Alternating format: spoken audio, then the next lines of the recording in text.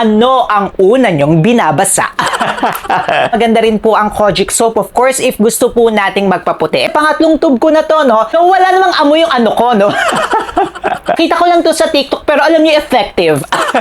Kung effective siya sa aking face, why not gamitin na rin natin siya sa ating body? Bango-bango talaga nito, mga kamukha. Pag tumatanda ka pala talaga, no? Gusto niyo yung mga gentle soap, gentle massage.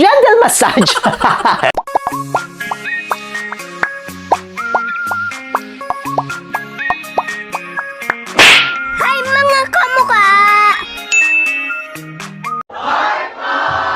Hi mga kamukha, tayo po'y nagbabalik. Ako po si Sir Lawrence, ang inyong human guinea pig. Heart!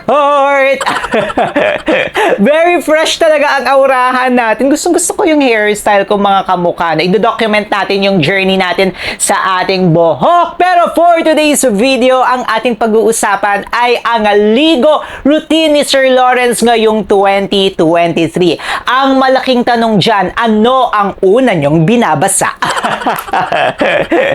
Pero alam nyo, mga kamukha, according to studies, kailangan talaga po ang una nating binabasa ay yung lower part po natin, especially if may high blood po kayo. Kasi kapag yung ulo nyo agad yan, tataas yung mga dugo nyo. So, kailangan talaga ang una nating binabasa ay ang ating katawan dito sa baba. Gusto nyo yung wala agad paligoy-ligoy, no? Pero ito na nga po yung mga ginagamit natin sa ating paliligo. Let's start nga first sa ating katawan. Ako po talaga, ang una ko nga binabasa ay ang aking katawan. At ang ginagamit ko po na sabon ay etong from SCT na Gluta Kojic Ultra. So, favorite na favorite ko po ito. Hindi ko ito pinapalitan, mga kamukha. Kasi kahit na mag-try ako ng napakaraming produkto, bumabalik pa rin ako dito sa Kojic soap na to. Ang isa sa nagustuhan ko dito, hindi talaga siya nagbi-bleed ng sobrang orange. Kasi yung color niya, medyo maputla na orange. Tapos may pagka-white po siya. Favorite na favorite ko ito. Dati pati sa face ko, ginagamit. Ngayon, sa katawan na lang po siya. Kasi yung ginagamit ko nga po ngayon sa aking face ay yung Gentle Cleanser from Oxycure. At meron na po tayong video niya, no? Kung gusto nyo mapanood yung skincare routine na updated ko po ngayong 2023, ililink ko na lang yan sa description box sa baba or ilalagay na lang natin yan doon sa taas. So, ito po yung ginagamit ko. Maganda rin po ang Kojic soap, of course, if gusto po nating magpaputi. At ako nga po, gusto ko pa rin po, of course, ma-maintain yung pagka-fair ng aking skin. Ayan, wala yung daya, ganyan talaga tayo kaputi, lalo na po in person, mga kamukha. After po nito ni SCT, ang sunod ko pong ginagamit ay nagba-body wash po si Sir Lawrence. Itong body wash ko po ay from Neutrogena. Bigay ito ng ate ko, pero gandang-ganda ako dito, no? Body clear na body wash na pink grapefruit. Ayan po siya, mga kamukha. Ang ganda nito, medyo may kamahalan lang siya ng konti, pero okay siya, worth it siya. Kung gusto niyo palang bumili sa mga legit shops po tayo, of course, sa Shopee, meron tayo niya nasa description box sa baba. Ang kagandahan naman nito, may mga beads po siya, tapos kung may mga bacne kayo, okay na okay din to. Tapos, pwede po siyang gamitin araw-araw, kasi hindi po siya yung parang scrub talaga. Ito yung milder version ng mga scrub. So, kung gusto niyo po na everyday din, okay na okay siya. Ito nga pong dalawa yung pinagsasama ko sa aking katawan. Pero every other day or minsan twice a week, depende po, no, kapag marami akong oras. Nagsascrub naman po si Sir Lawrence. Pero sa isang linggo, hindi pwedeng hindi ako magsascrub. So after po nito, after ng SCT, baliktad, after ng SCT Gluta Kojic Ultra Soap, napakahirap talagang basahin ito, napakahirap tandaan. Nagsascrub naman po si Sir Lawrence. At ang favorite ko, grabe, hindi ko na to binitawan. Kung makikita nyo, hindi na tayo masyadong nagre-review dito sa ating channel ng mga scrub. Kasi favorite na favorite ko to. Pangatlong tube ko na to, no? Ito yung from Simply You na Shaky Bum Bum Butt Whitening Scrub. Ito, mga kamukha. Pangatlo ko ng tub ito at mauubos na naman ito, mga kamukha. Ang kagandahan kasi nito, kahit na matagal nyo siyang nakastore, kahit na mainitan, hindi nagbabago yung consistency, hindi nagbabago yung smell niya, hindi siya bumabaho. Mabangong-mabango siya, amoy siyang Victoria's Secret. Tapos yung distribution ng beads niya, talagang maganda, well-mixed siya. Ang ganda ng formulation niya. Pagkuha nyo pa lang, talagang ang daming beads. Perfect na perfect siya, especially kung gusto nyo talaga ng scrub. Matatawag nga po natin na scrub ang isang scrub kapag may beads po yan. Yung kagandahan ng beads nila, hindi kasi talaga siya yung natutulog tunaw. Kasi yung ginamit po nila dito is walnut shell powder at okay na okay yung consistency niya. So sa lahat ng mga scrub na na-try ko, isa to sa magaganda talaga at binabalik-balikan ko. At nakita nyo nga, kasama sa ligo routine ko, di ba?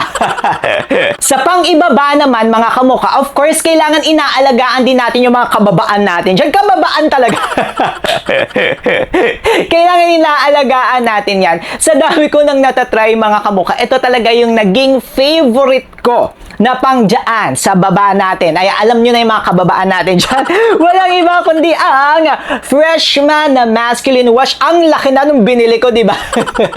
Marami ako nito, mga kamukha, pang travel, tapos sa bahay, then ito nga po, tapos sinasalin-salin ko na lang siya. Kapag nagugustuhan ko talaga, bumibili ako ng bigger size nila, then sinasalin-salin na lang. Though wala namang amoy yung ano ko, no?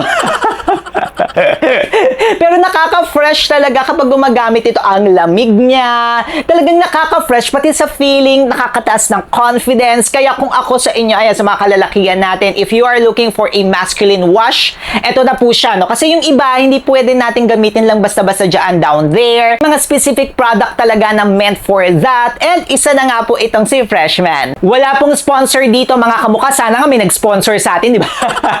May tip pala ako sa inyo, mga kamukha. Nakita ko lang to sa TikTok, pero alam niyo, effective. Minsan kasi, pag kumakain po ako na mas spices, especially kapag mga Indian food, medyo nagkakaroon talaga ng amoy or iba yung nagiging amoy ng aking pawis. Alam niyo, gamitin niyo ito, yung Head and Shoulders na Cool Menthol. Ang gawin nyo lang dyan, kumuha kayo ng konti, ilagay nyo po sa underarm nyo, tapos after mga 5 to 10 seconds, banlawan nyo or i-rinse nyo siya at mawawala yung smell. Promise, totoo yung nasa TikTok. Para naman po sa aking buhok, ito po yung bago kong favorite from The Body Shop na Fuji Green Tea na shampoo. Ang bango-bango nito, mga kamuka, hindi siya overwhelming. Kasi yung iba na mga shampoo overwhelming, masyadong menthol sa hair. Ito, very gentle. Pag tumatanda ka pala talaga, no, gusto nyo yung mga gentle na lang. Ayan, mga gentle na mga soap, gentle massage. Ito, mga kamuka, makikita nyo na, ubos na yan. Oh, talagang nagustuhan ko siya, tapos hindi siya nakaka-dandruff.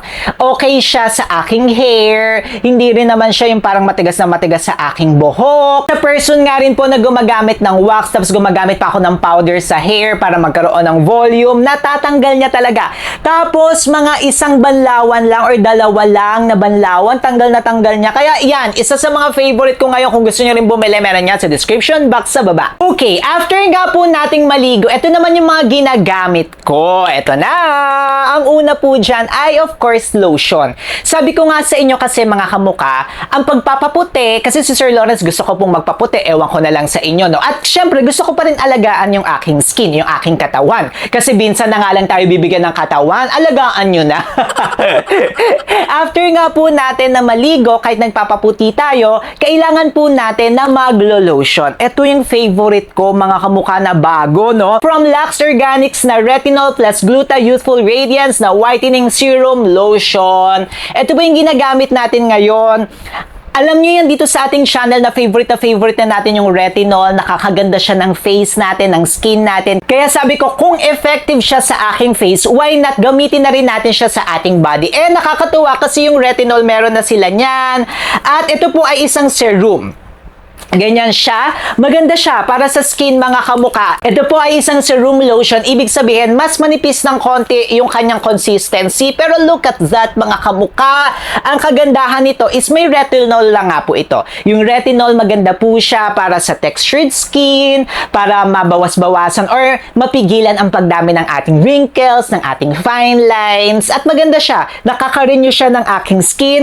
So, ito yung ginagamit ko, mga kamuka. Then, after nito, after ng serum na ito, ang ginagamit ko naman is moisturizing lotion. Ayan po siya. Yan yung lagi ko sa inyong sinasabi, mga kamuka, na kapag kayo ay nagpapaputi, hindi pwede lahat yan pagpapaputi. Kung ang mga ginagamit nga po natin is medyo drying na sa skin, kailangan natin siya i-combat, no? Kailangan natin siya i-contradict. Contradict talaga.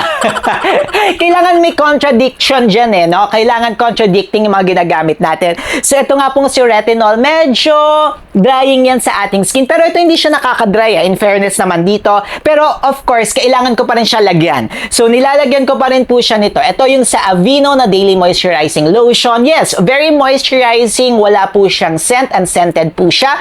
Kung makikita nyo, very thick yung kanyang consistency. So ibig sabihin talagang nakaka-moisturize po ito ng ating balat. At ang next naman po na aking ina-apply after ng serum, lotion, ang pinaka-last one ay ito isa sa mga favorite ko ngayon. Bonita na Himalayan Pink Salt Face and Body Oil. Ayan po siya mga kamukha. Pangalawang bote ko na to ha. Ayan o, talagang kakabukas lang natin. Pangalawang bote na ay oil naman siya mga kamukha. Ang kagandahan po kasi nito, yun nga kapag gumagamit tayo ng mga whitening products, medyo drying sa skin, harsh na po sa skin, ang kagandahan naman po nito na ibabalik yung moisture. And kung gusto nyo na medyo glowing talaga, bumalik sa pagkabata, look at that. Kapag gumagamit talaga tayo ng mga gatong oil, look at that mga kamukha. Nagmumukhang youthful yung ating skin talaga. Sino mag-aakala 31 years old na ako, diba? So, ayan siya mga kamukha. Ang pagli-layer pala rin ng ating skincare at ng mga lotion po natin, magsa-start tayo with serum. After ng serum is lotion. Then after ng lotion, tsaka lang po tayo mag-oil. So, wag nyo munang i-a-apply yung oil ha. Kasi yung oil po is medyo thick yung kanyang consistency. So, ibig sabihin po niyan, last natin itong ina-apply. Pero kapag aalis po ako ng bahay, hindi ako gumagamit ng retinol mga kamukha. Ang ginagamit ko po ay ito pong moisturizer lamang po na lotion, moisturizing lotion plus ito pong sa Himalaya ng Bonita. Then for my hair po, ito po yung dalawang favorite products ko. Isa from, ayan, hindi ko alam kung ano titingnan ko, no? The Body Shop na Coconut and Yuzu. Ayan po siya na hair and body mist. Ang bango-bango talaga nito mga kamukha. Nakaka-fresh siya. Amoy siyang coconut. Pero kung ayaw nyo, of course, yung amoy ng coconut, medyo hindi nyo po siya magugustuhan. Yan. Pero ako gustong-gusto ko yung amoy ng coconut na yan. And then, ang pangalawa na hairspray natin ay itong Babe na Moonbeam na Daily Hairspray na Bambam. Ayan po siya. Mabango rin yan mga kamukha. Amoy Victoria's Secret. Nakaka-fresh. Kung hindi kayo naligo, ayan, prangkahan lang tayo, di ba? Gamit kayo ng mga hairspray. Ayan. At ito mga hairspray na ito, aside na maganda siya para sa ating hair, yung amoy nga po ng ating hair ay naaalis niya. Plus yung mga grease, yan, kung greasy yung ating hair, para tayong hindi talaga naligo, halatang hindi naligo. So gumamit kayo ng mga ganito, maaalis yan mga kamukha. Yung last video nga po natin, sinabi ko sa inyo kung ano yung updated na skincare routine ni Sir Lawrence ngayong 2023. Aba, gusto nyo bang mapanood yan? Syempre, isahang noora na lang tayo dito. Meron po tayong video niyan mga kamukha, nandito na. I-click nyo na yan. Syempre, kung maliligo kayo, kailangan nyo rin ng skincare routine. Syempre, mag-subscribe kayo kung mga chat-chat-chi. Mag-subscribe na rin kayo kay Sir Lawrence. Thank you so much. 100k na po tayo. Heart and everything. Paano ba yan mga kamukha para hindi nyo ako ma-miss? Click nyo na to.